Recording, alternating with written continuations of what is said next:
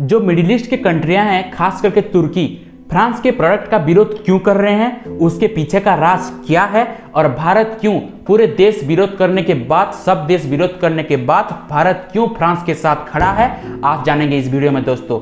मेरा नाम है प्रत्युष और आप देख रहे हैं युवा ज्ञान। चलिए शुरू करते हैं।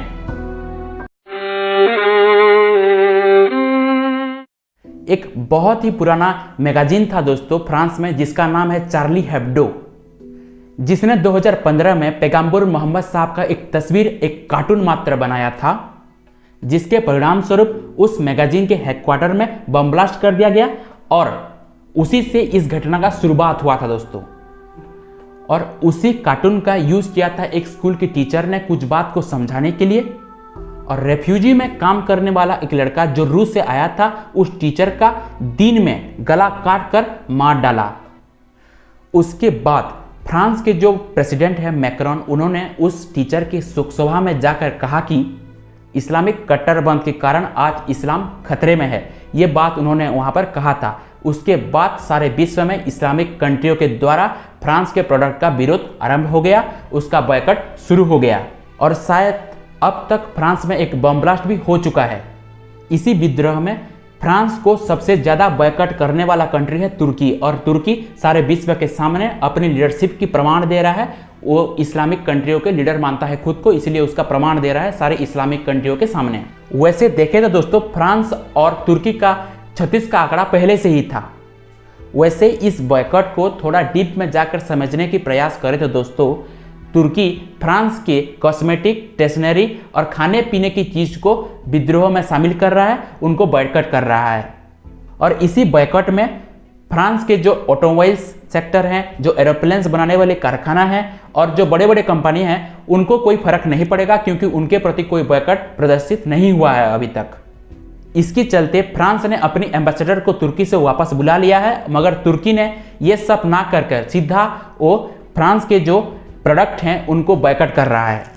इस सब के चलते फिर भी फ्रांस के जो प्रेसिडेंट हैं, उन्होंने कहा कि ये सब गलत है, तुर्की गलत कर रहा है, हम तुर्की के प्रोडक्ट जो हैं हमारे देश में जो बेचे जाते हैं उनका बॉयकॉट हम नहीं करेंगे। और जब इस्लामिक कंट्री की बात आती है तो पाकिस्तान कैसे पीछे रह जाएगा? तो भाई इस बार पाकिस्तान ने हद ही पार कर दी। उनकी जो जनरल असेंबली है वहां पर एक प्रस्ताव को लाया गया है, जिसके मुताबिक पाकिस्तान के जो एम्बेसडर हैं फ्रांस में, उनको वापस बुला लिया जाए। मगर आप चौंक जाएंगे इस घटना से, ये सब बिल पार होने के बाद ये पता चला, ये लॉ, ये जो भी है, ये प्रस्ताव पारित होने के बाद पता चला कि पाकिस्तान का कोई एम्बेसडर फ्रांस में है ही नहीं। इस परिस्थिति में अमेरिका और यूके दोनों ही साथ नहीं दे पा रहे हैं फ्रांस का, क्योंकि अमेरिका में उसका इलेक्शन चल रहा है और जो यूके है वो अपनी वैक्सीन बनाने में बिजी है। और इसी संकट की घड़ी में भारत, जो पूरे विश्व का सबसे बड़ा लोकतंत्र देश है, वो खुलकर फ्रांस का साथ दे रहा है। आखिर भारत ऐसा क्यों कर रहा है, जबकि हमारा जो रिलेशन है वो बहुत ही अच्छा है उस इस्लामिक कंट्रियों में, और हमारे बहुत सी जो भाई बहन हैं, 50-60 लाख भाई बहन वहां पर काम करते हैं। इसके बावजूद भारत ने क्यों खुलकर फ्रांस का साथ दिया है, आइए समझते हैं। दरअसल बात कुछ ऐसी है दोस्तों, 1998 में जब अटल बिहारी वाजपेयी ने भारत के लिए परमाणु परीक्षण किए थे, उसी समय दुनिया के सभी देश भारत की निंदा कर रहे थे और भारत के ऊपर एक से बड़े एक सेक्शन लगा रहे थे। तब जब पूरी दुनिया एक तरफ होकर भारत को निंदा कर रही थी, तब उस समय उस संकट की घड़ी में फ्रांस एक ऐसा लौता देश था जो उठकर हमारे बारे में कहा कि भारत को यह पूर्ण अधिकार है कि वो अपने रक्षण के लिए परमाणु हथियार रखे। पूरे विश्व के दरबार में फ्रांस ने हमारे ऊपर बहुत बड़ा एहसान किया था दोस्तों। तो इतनी बड़ी मदद को भारत कभी नहीं भूल सकता। तो भारत के बच्चे बच्चे में जब सच्चाई बसती है तो हम कैसे उस एहसान को भूल सकते हैं। इसीलिए 1998 में अटल बिहारी वाजपेयी का मदद करते हुए फ्रांस ने भारत का समर्थन किया था पूरे विश्व के दरबार में।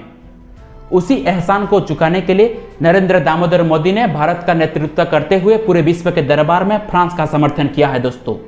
ये पाकिस्तान नहीं जो दूसरों के टुकड़े में पलता है, ये आज का आत्मनिर्भरशील भारत है जनाब, जो अपने मित्र के संकट की घड़ी में उसके साथ रहना भी जानता है। तो आज के लिए बस इतना ही दोस्तों। अगर ये वीडियो आपको थोड़ा सा भी इंफॉर्मेटिव लगा हो तो कमेंट करके जरूर बताना, और चैनल पर नए हैं तो सब्सक्राइब भी कर दीजिएगा। फिर मिलेंगे नेक्स्ट वीडियो में, तब तक के लिए जय हिंद, जय महाकाल।